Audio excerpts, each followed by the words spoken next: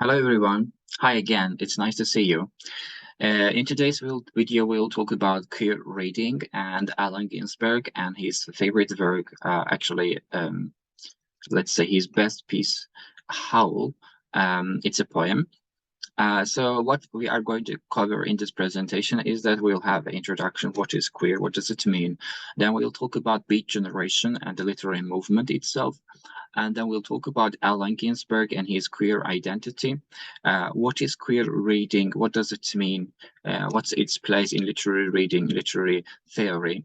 Howl and summary of the poem. And then eventually we'll talk about Howl and queer reading of it.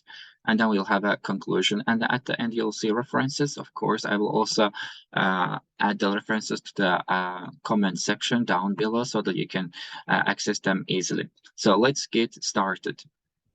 So in the first, before we start, I would like to bring a quotation from Allen Ginsberg. So I really would like to stop working forever, never work again, never do anything like the kind of work I'm doing now, and do nothing but write poetry, and have leisure to spend the day outdoors and go to museums and see friends. And I'd like to keep living with someone, maybe even a man, and explore relationships that way, and cultivate my perceptions, cultivate the visionary thing in me, just a literary and quiet city hermit existence. So Allen Ginsberg, a male poet, an American poet. So why I wrote a male poet? Because today we talk about queer reading, and we talk about this is something very new, and this is something that is not discussed a lot, that is not talked a lot.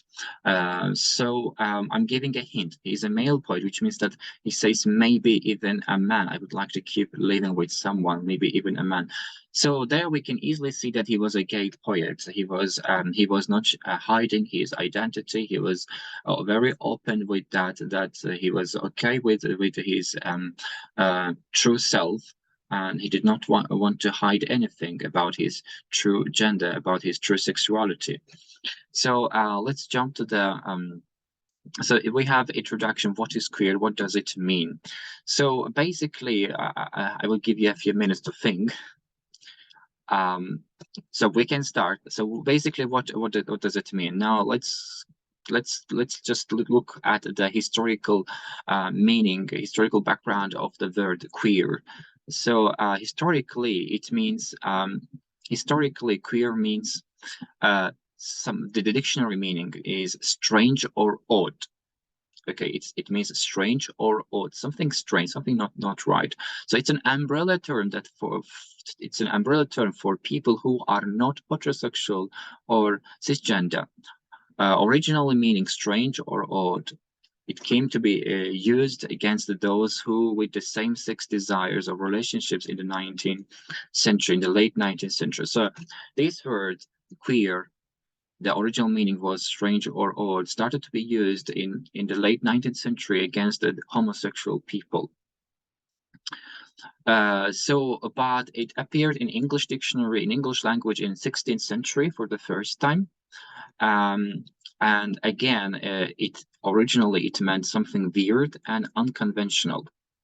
It meant uncommon, weird, or unconventional. So we can say that it had no positive meaning at all. And it used to describe something not quite right, not quite fit. And then there is an idiom in Northern English phrase, which is there is not so queer as folk, which means there is nothing as bizarre as people. There is nothing bizarre as people.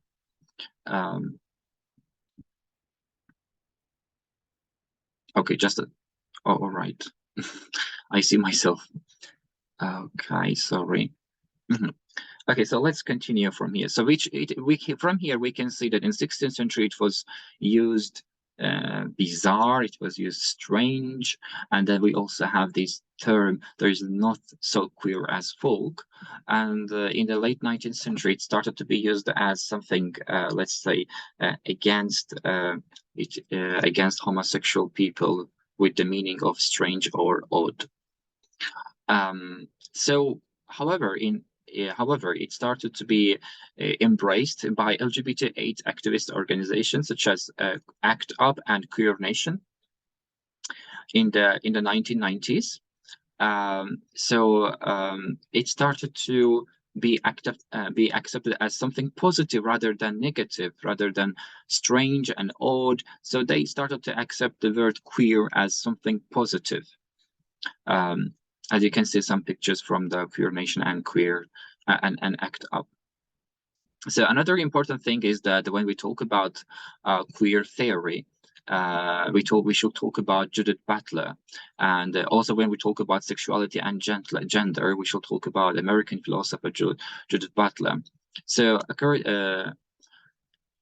according to Judith Butler, so gender is something performative. You perform your gender, you perform your sexuality. So according to her idea, gender is something that is given to people from birth, but in fact it should be gender should be performed, should be act, and by the time you could understand your gender. That's what she is saying.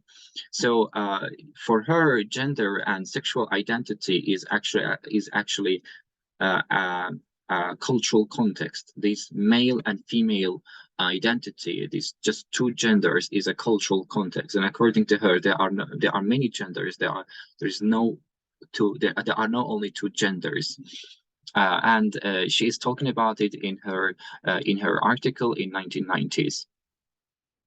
And then she was, of course, as I told you, she's an American lesbian philosopher. So yeah, before we move on, she says she argues that there is no fixed gender or sex. So gender and sex is a cultural concept that is given by our ancestors, by our parents to us, and we don't have any specific gender. That's what she says. And then let's move on to Beat Generation. This is very important. It's one of the literary movements in literary and social movements in America and in Western, let's say, societies, and as well as in literature.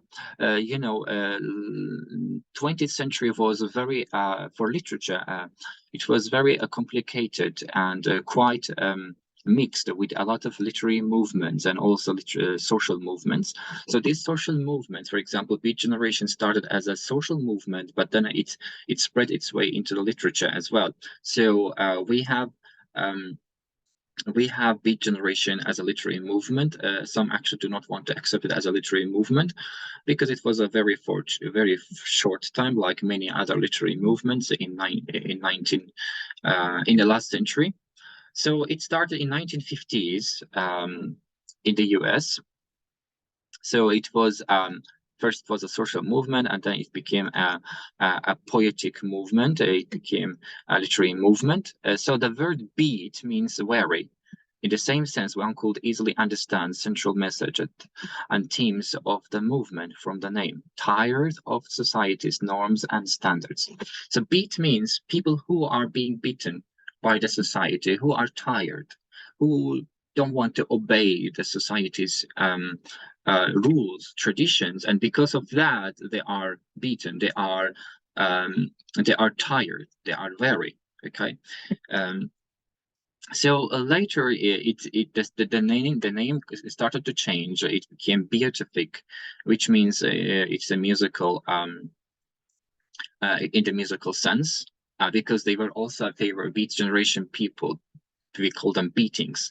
Beatings were in favor of jazz music, so it became beatific by the time. And then, so by having such a complicated name, they wanted to show that they were different and unique than the rest of the society. They were alien and neglected. So first they want to show that their name is beat. They are beaten people. They are very people, and then they want to change the name into beatific to make it even more complicated and more, let's say, argumentative.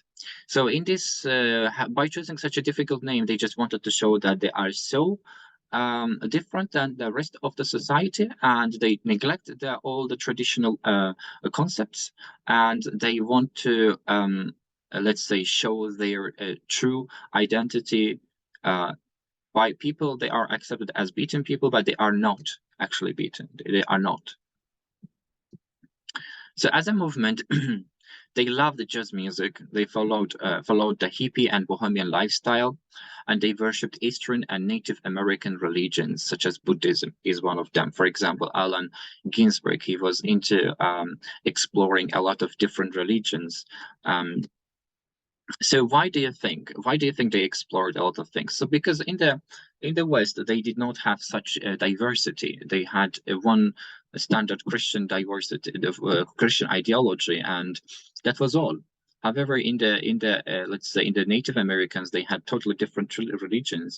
In the East, there are a lot of different religions. So they were tired of the traditional let's say Christian ideology, and they wanted to have something different, like themselves. So hippies, let's talk about hippies. Let's talk about bohemians.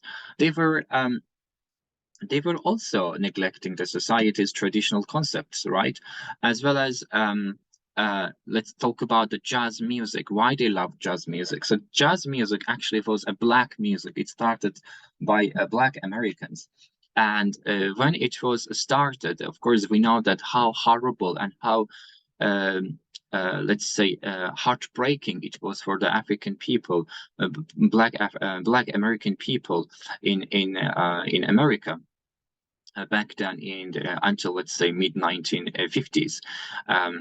They were totally neglected. So jazz music was the voice of the black Americans, and beat movement, beat people, beatings, they were thinking that they were also neglected. They were thinking that they were also neglected by the society, and that's why they were embracing jazz music so that they could be united together.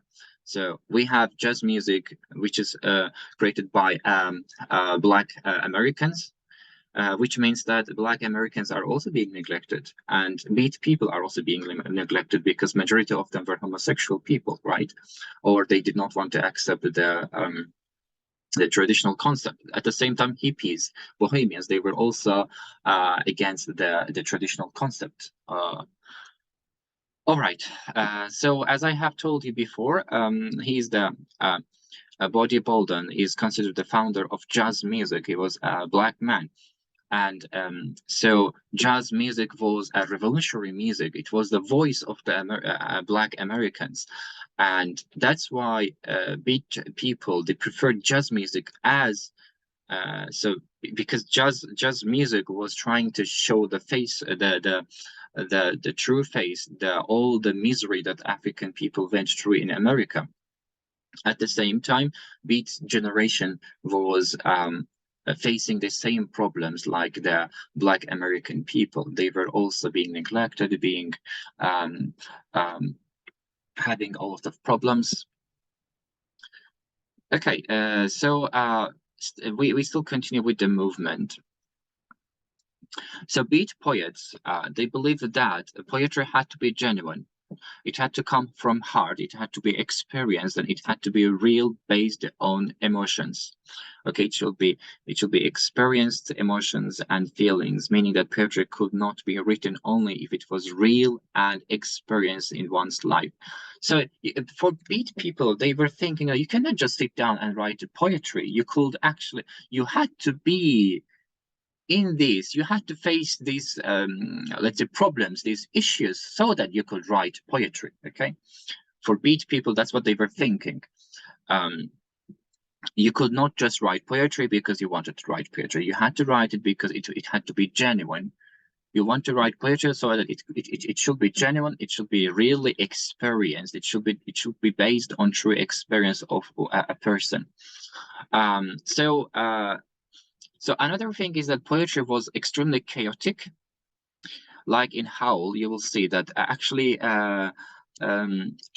it was chaotic. The problem is that, for example, in Howl, it's a poem, but in fact, it feels like you read a story. It feels like you read a story. You read a short story because the sentences are too long. Usually in poetry we see short sentences, right? But in Beat Generation, many poems had very extremely long sentences and pages of poems, stanzas. So that was another problem. Poetry was chaotic. They were jumping from one story to another story, a lot of stories one after another in the poems. It was very difficult to follow. It is very difficult to follow beat poems. Another thing is that there was no rhythm or there was no rhyme. And a very important thing that they were trying to show was the liberation of sex in their poetry.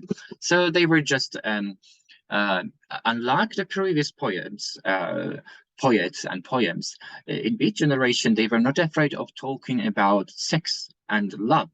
And this sex was not actually a traditional man-woman sex.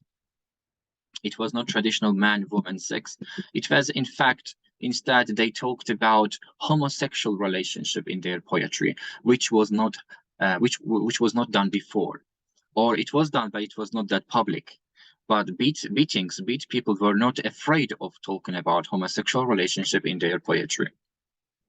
So it started to last only for 10. It lasted only for 10 years. It diminished in 1960s. But it was one of the most important movements of the literature, American and English literature, because it gave us an unorthodox way of writing. Why unorthodox? Because when we say orthodox, we understand something traditional, but unorthodox, it means it's totally traditional. It doesn't follow the traditional concept of writing. It did not follow. So this is, now we're going to talk about Allen Ginsberg. This is our poet, Allen Ginsberg.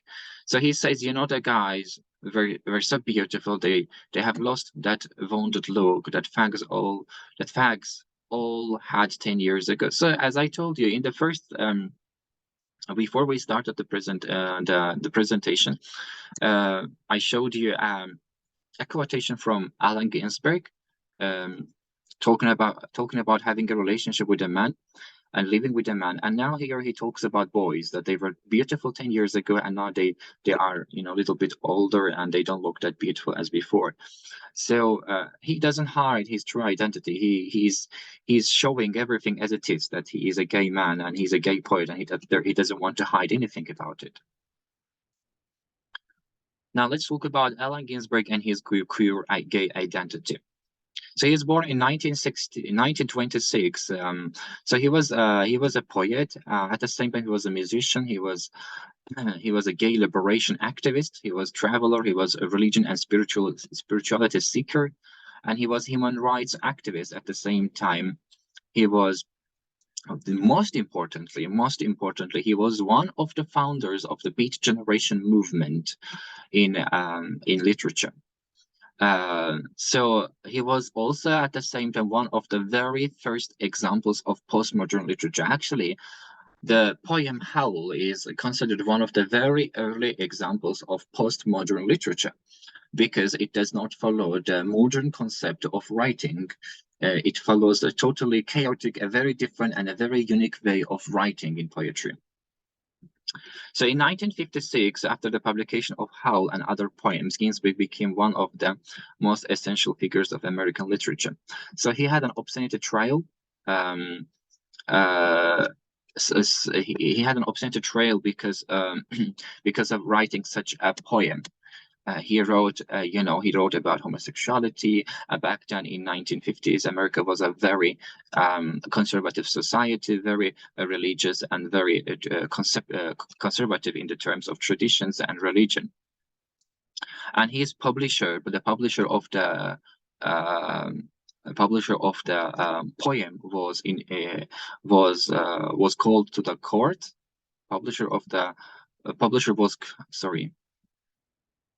Publisher was called to the court because of publishing such poem. And this poem was published in England, not even in America. Okay.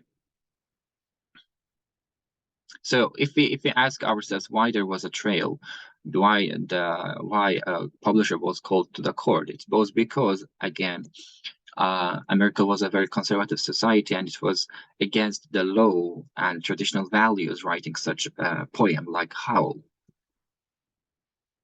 So let's talk about America in 1950s a little bit. As I told you before, in 1950s, America was a very traditional, very conservative society.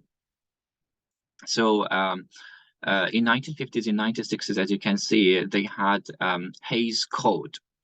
They had Hays Code. What was this Hays Code? Hays Code was a legislation that you could not publicly on TV or on newspapers show any intimate relationship between man and woman.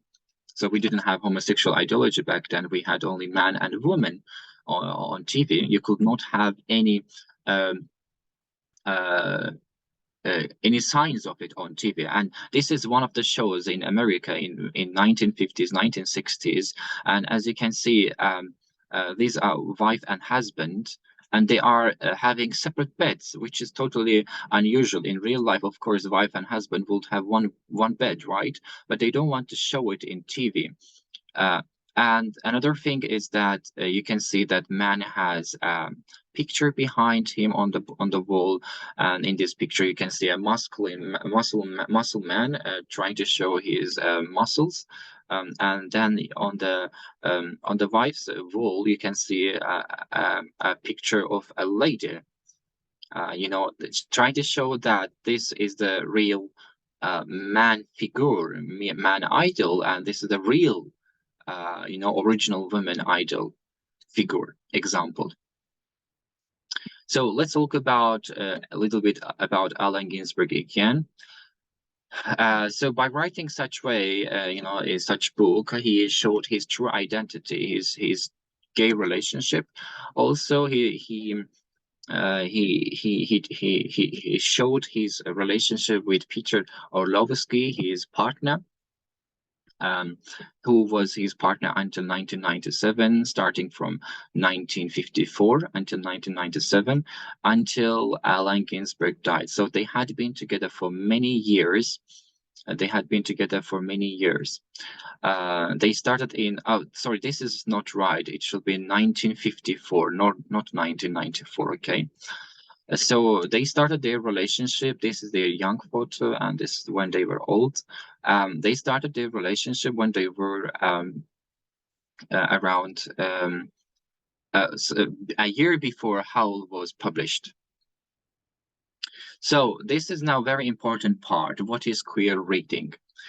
So you know, in literature we have a lot of theories. We have, I don't know, post-colonial theory. We have feminist theory. We have structural theory. We have a colonial theory. We have a lot of theories. I can't remember all of them right now. So queer reading is one of the theories. Actually, queer reading or queering is a technique used in the queer theory. So queer theory is the main term, and queer reading or queering is the technique used in the queer theory. So the ultimate idea of queer reading is to find lesbian, gay, bisexual, transgender, or gender dysphoria, asexual, queer questioning, intersex characters in a literary work, and identify the relationship between them and other characters. So technically what you do when you want to do a queer reading, you just have to find first the queer characters, or a character that possibly could be queer, and then you try to identify their relationships with each other or with other characters, or what homosexual or let's say gay message they could give in the literary work, or what examples they could give. The text doesn't really necessarily have to be modern, you know, because queer reading is a new reading. Queer theory is a new theory, but the text doesn't necessarily have to be new. You can also apply queer theory on Shakespeare's texts by if you find a strong evidence that there is anything gay or anything bisexual or anything transgender in, let's say, in Shakespeare's works, for example. So it is queer theory itself is a branch of queer studies, also known as sexual diversity studies and LGBT studies. So So queer theory is used in literature to define any homosexual relationship between the characters of the literary piece. So this is very important, that queer studies, queer studies is part of feminist theory, which is another theory in literary theories, literary criticism. And queer theory, queer reading, or queering, all of them are different things, and they should not be confused with one another. Okay. So another important thing about queer reading is that it emerged around 1990. So it is, as you can see, it is quite new. It's around 30 years old. It is closely related to post-structuralism theory. Also, feminist literary theory gave support to queer theory as well. So it is closely related to post-structuralism, but it got its power from feminist theory. Why feminist theory, feminist literature? Because feminism was also abandoned in literature. So queer reading had something to support, has something to catch and to support, to hold on, and they had to look for something that was just like themselves. So feminist reading, feminist theory was the same, right? Feminist theory was abandoned by majority, and at the same time queer reading was new and it was abandoned by majority. It was neglected. So they took each other, they hold each other's backs, and they let's say they supported each other. So feminist reading gave power to queer reading in that sense. Gloria Anzaldua is one of the founders of queer theory. She was started to use this theory in 1990s. Of course, she was also influenced by Michel Foucault. She was a Mexican-American queer scholar. So now let's start with Howl and summary of the poem. Just a second.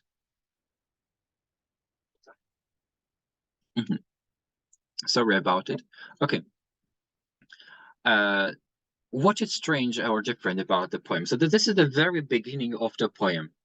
Now, when we look at the poem, Howl, this is the poem. I saw the best minds of my generation destroyed by madness, starving, hysterical, naked, dragging themselves through the Negro streets at dawn, looking for angry figs, and then it continues on and on. So what do we understand here? We understand that, yes, it's like a story. This is the end of the page, in fact. So there is no space. It looks white here, but there is no space here. So we can understand that Howl actually is a poem, but in fact it looks like a story. It looks like a short story, right? This is totally unique style of writing in that time. That's why we also call it the very early beginning of postmodern poetry, because it shows a very different style, very chaotic way of writing. So now we'll talk about the summary of the poem a little bit. The poem has 3 parts, and later a footnote known as Footnote to Howl. So we have 3 parts in the poem, but after some time, Howl was already known to the society, was already known to the public. Footnote to Howl was written by, again, Ginsberg, to bring an explanation to everything. So it actually has 3 parts, and then later 1 independent poem. Footnote to Howl was written again. The author explores a variety of subjects in this poem, including lunacy, modern society, religion, and regulations. And then he's talking about the LGBT people and his generation by saying mad to people. At first sight, the poem does not seem having sexual imagery and messages, as it starts with a lamentation. The poet complains about the society and how it destroyed the young generation of his time. However, compared to the first and the third part, compared to the second and the third part, the first part of the poem contains a lot of queer references from Ginsberg and his fellow friends' lives. So yes, as I told you, it has 3 parts. The second and the third part, they don't really have queer things. But the first part of the poem, which is the longest part, has a lot of queer messages, and that's the most complicated part of the poem. So the poem is dedicated to a friend, Carl Salmon. To be to be precise, let's say, they were not really close friends, Carl Salmon and Ginsberg, but he just wanted to write about Carl Salmon. He wanted to dedicate this poem to Carl Salmon. This is very interesting. So let's start with a queer reading of the poem now. Now, what we are going to do is that we'll gradually look at some parts in the poem, and then we will see how queer they are, why they are queer, why we think they are queer. So gradually the poem develops the very first sign of erotic scenes appear in the first part of the poem. It says, with dreams, with drugs, with waking nightmares, alcohol and coke and endless balls. So this is one of the very first elements of queer. So with dreams, with drugs, so we can understand that with nightmares, we can understand that he's drinking, he's using weeds and alcohol, as he says. And then later it says coke and endless balls. So we of course understand what is coke. Coke is the male genitalia, male sexual organ. And then endless balls. Ball, it's a round figure. It's just a round figure. It could be, a ball could represent here parties, but at the same time, since it's a round figure, it could represent the male sexual organ, or at the same time, in vulgar dictionary, ball means having sex. So he's talking about having endless sex all the time. Yes. Then here I explain. So the phrase "endless balls" refer to hunger for love making, because it says endless balls, endless. Ginsberg illustrates his and his companions' lifestyle. So most probably it's Neal Cassady, since he was oversexed. So there is a writer, Morgan. I forgot his first name or last name. I forgot his. So Morgan says that in his book in 2006, he wrote a book about Allen Ginsberg. It's like an autobiography of Allen Ginsberg, but it was written by Morgan. So in Morgan, in this autobiography, he talks about Allen Ginsberg and his friends. Neal Cassady has a very important, let's say, role in this.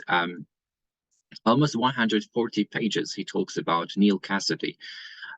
It's a very long, like he talks about Neal Cassady a lot, and Allen Ginsberg had a lot of relationship, a lot of let's say sexual relationship with Neal Cassady, and Neal Cassady was a person that he loved making sex, he loved having sex, and that's what Morgan talks about it in his book.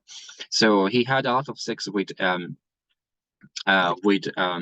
Allen Ginsberg, and endless ball probably refers to Neal Cassady and the relationship between Neal Cassady and Allen Ginsberg, the sexual relationship. Another queer reading of the queer part of the book is actually very interesting. The poem is very interesting. So it's about Morocco. You know, Morocco, it is far away from America, far away from the West, actually. But what we can see that while people could not live their true lives, their sexual lives in America, they were able to go to Morocco in 1940s, in 1960s, in 1950s, in 1960s, starting from 40s to 60s, until the Moroccan government put a certain legislation that the homosexual relationship was banned. But Morocco was a very popular, let's say, gay destination in 1950s.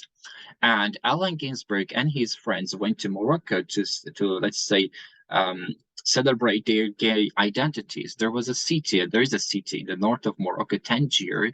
It was a very popular gay destination in 1950s, in 1960s.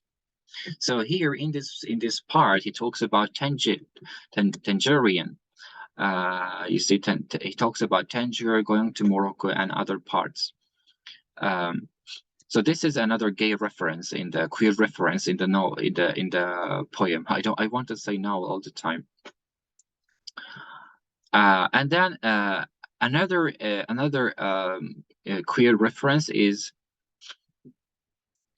so who beat detectives in the neck and shrinked with delight in police cars for committing no crime but their own wild cooking pederasty and intoxication, who howled on their knees in the subway and were dragged off the roof, waving genitals and manuscripts. So we can actually see a lot of words that are, for example, genitals is howled on their knees, shrieked with delight in police cars, and the word pederasty. This is very important. Pederasty means actually homosexual relationship. So pederasty means a sexual connection between two men. And the dictionary meaning of this word is adult man and a boy relationship.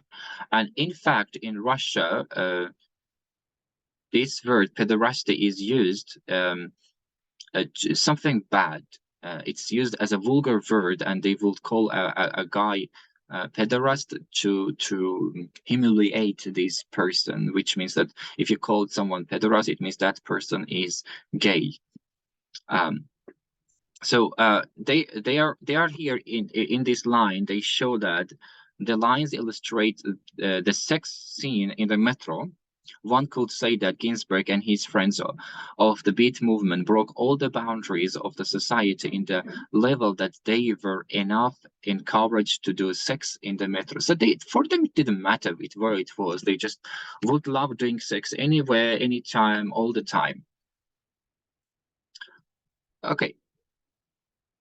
So let's move on to the next part. Another very interesting part is about the wild one, this photo. Exactly in the same page, after the lines above, he continues. So after these lines, after these pederasty lines, he continues with these lines. Who let themselves be fucked in the ass by saintly motorcyclists. Saintly motor, so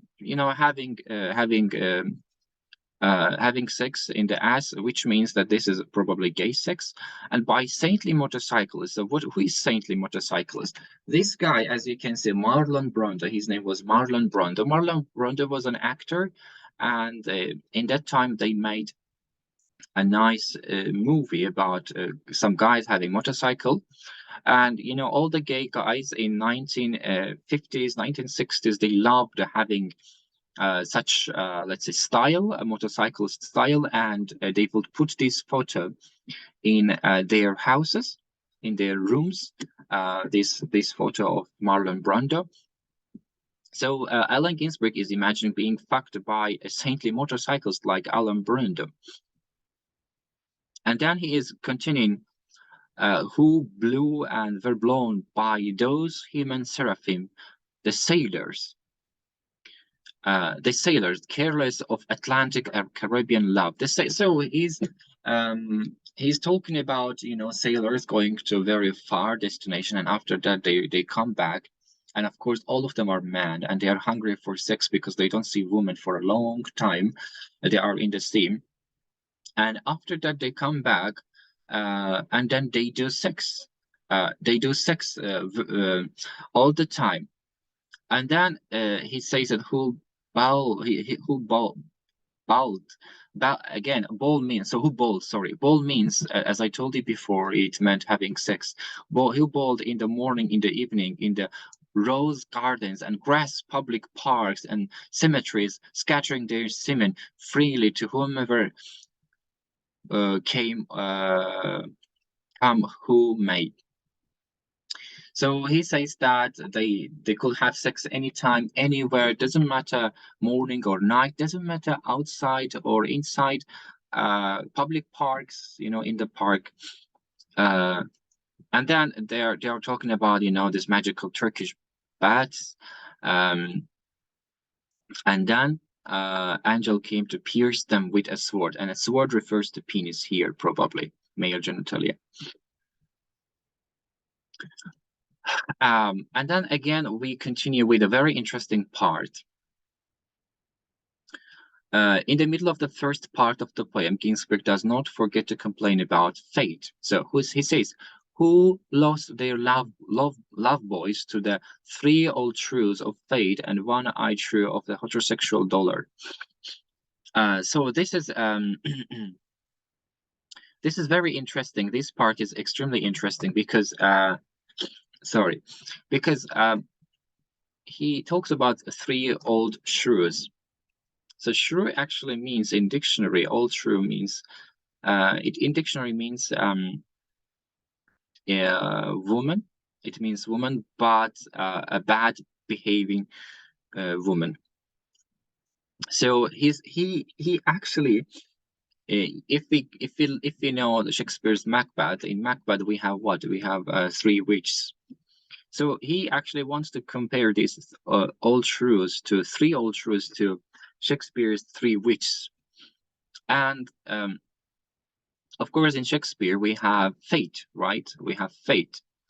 And then he is complaining about fate.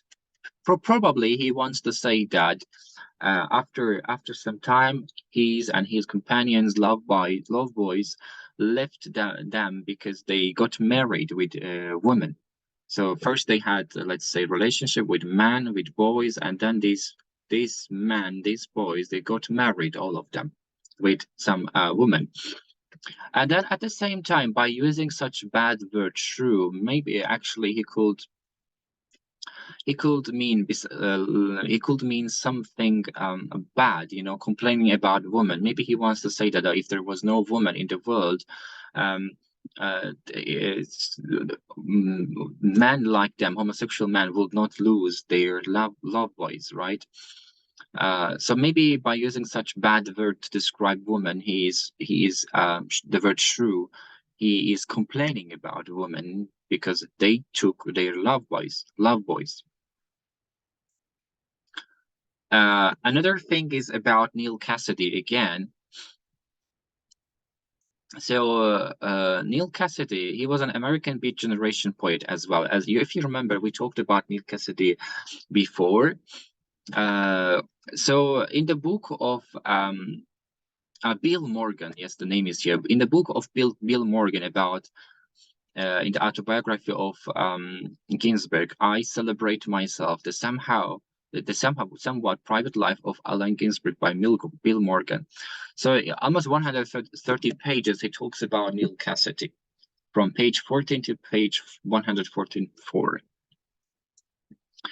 And then in the poem, he says, who capulated the aesthetic and inesthetic, who capulated ecstatic and insensitive with a bottle of beer and sweetheart, a package of cigarettes and candle fell off the bed and continued along the floor, down the hall, and ended fainting off the wall with a vision of ultimate cunt, and came eluding the last gesium of consciousness, and blah blah. It continues like that. So we can see a huge sex scene here. All these words refer to Neal Cassady, because in the autobiography we can see a lot of sexual context, a huge sexual context. So all these words probably refer to Neal Cassady, because Neal Cassady himself mentioned that. By the way, he was a Beat Generation poet as well. So he mentioned that he loved doing sex, he loved having sex, and for him, it was essential to do sex in order to live, in order to be alive. So every day he will do it, no matter woman or man. For him, it did not matter. At the same time, his wife was the same. He had a wife. She was 16 years old when Allen Ginsberg met Neal Cassady. She was 16 years old, Neal Cassady's wife, and she was as crazy as his, let's say, for sex. She was also the same. She loved having sex with men and with people. So in Bill Morgan, in page 81, he says that Neal, was sharp, petty, gregarious, and lived for excitement and sexual conquests. He claimed that he needed sex. He claimed that he needed sex every day to live, sometimes several times a day, and it did not matter where he found it. His wife, Leon Henderson, was highly sexed herself, so they were a perfect match. So both of them, they loved having sex. They may have been sex addicts before the phrase was coined. So the word sex addict, before it was coined out, they might have been sex addicts, Neal Cassady and his wife. So we are slowly getting closer to the end. So in the poem, so however, even though Ginsberg openly does not talk about having sexual connection or emotional attachment with Neal, in the book I Celebrate Myself, the somewhat private life of Allen Ginsberg, Bill Morgan talks about sexual and emotional attachment between the two. So to be honest, if you want to understand Howl, you have to read some parts of the biography I Celebrate Myself by Bill Morgan, at least the parts that are about Neal Cassady and Allen Ginsberg and his boyfriend, so that you can understand the Howl, the poem, clearly. So Bill Morgan says that, of course, it did not take Allen long to fall head over heels, it means to fall in love, with Neal, since this was the first time that actual sex played a role in any of his relationships, which means that before meeting Neal, yes, Ginsberg fall in love with Neal, but before meeting Neal, Ginsberg was in love with other men, but emotional love. They had emotional love. But for Neal, he only loved the sexual part of love. Actually, it was not love. It was more or less it was desire. It was desire for having sex with Neal. So it says, while waiting for Neal, Allen passed his time by listening all the possible combinations of sexual positions that he wanted to try with him. So Bill Morgan says that Bill Morgan was close friend of Allen Ginsberg, by the way, and when Allen Ginsberg died in 1997, if I'm not mistaken, Allen Ginsberg was the only person who was there with him. So you can see that Allen, to have some to have something different here while having sex, Allen Ginsberg wanted to he was listening to some cassettes so that they could have some different positions while they were having sexual intercourse. So this is not vain that almost at the end of the first part of the poem in Howl, Ginsberg writes about Neal again, who journeyed to Denver, who died in Denver, who came back to Denver, waited him in vain. Who watched over Denver, brooded and loaned in Denver, and finally went away to find out time. Now Denver is lonesome for her heroes. So Neal was the hero of Denver. Denver was a city, and Neal Cassady was living in that city, and from time to time he would come to Ginsberg to see him. So this is Neal Cassady, and this is Allen Ginsberg in the photo. At the conclusion, again, we said that the poem, so this is the first part of the poem. We talked about only the first part. The poem has 3 parts. We talked about the first part, which is the queer part, and the second and the third part do not have a lot of queer elements. The poem does have 3 parts, which had been written by before the publication of the poem, and then we said that after the publication of the poem, there was another part was added to the poem, the footnote to Howl, but which is also considered as an independent poem. So Carl Salmon was the motivation behind writing such a poem. Ginsberg dedicated this poem to Carl Salmon. So the poem's opening line, "I saw the best minds of my generation destroyed by madness." It's an eulogy for Ginsberg's century. So he wants to show how his generation was being destroyed, considered mad by the society. Okay. And then he is talking about all the problems in the society by giving examples. And in the conclusion, I would like to just show you a little bit about the footnote to Howl, which is also another poem and is the footnote of Howl, which is a little bit also complicated. As you can see in the poem in Howl, Allen Ginsberg is talking about a lot of countless problems and distractions and everything and chaos. However, in the footnote, he is using the word holy to describe that everything until now is holy and holy and holy, and he is not using any bad words, he is not doing any complaints. As you can see, holy, holy, holy, and it goes on. The word is holy, the soul is holy, the skin is holy, the nose is holy, the tongue and the rock and handshake and asshole holy, everything is holy, he says. And then it goes on like this. So he starts from dirt to salvation. He goes at the end in holy. All right, friends. So what did we learn? We learned that we learned about Beat Generation movement. We learned about Allen Ginsberg. We learned about the way that they like to live. For example, they love the hippie and bohemian lifestyle and jazz music.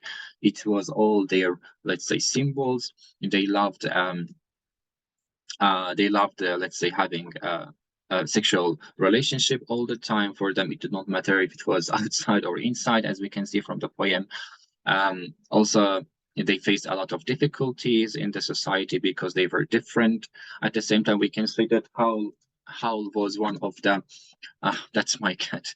At the same time, we can say that Howl is one of the very important poems because it started let's say it gave a way, it opened the way, it gave a green light to the homosexual literature. It opened the doors for them. And then we can say that also it dragged people's attention to such issues in the society. And it was one of the very early examples of postmodern literature, postmodern poetry. Okay, that's all. I hope you liked the presentation. Thank you so much for listening. And I hope to see you soon again. If you have any questions, you can write below in the comment section. That's my cat. Don't forget to write. Don't forget to like, please. And bye-bye. Ciao.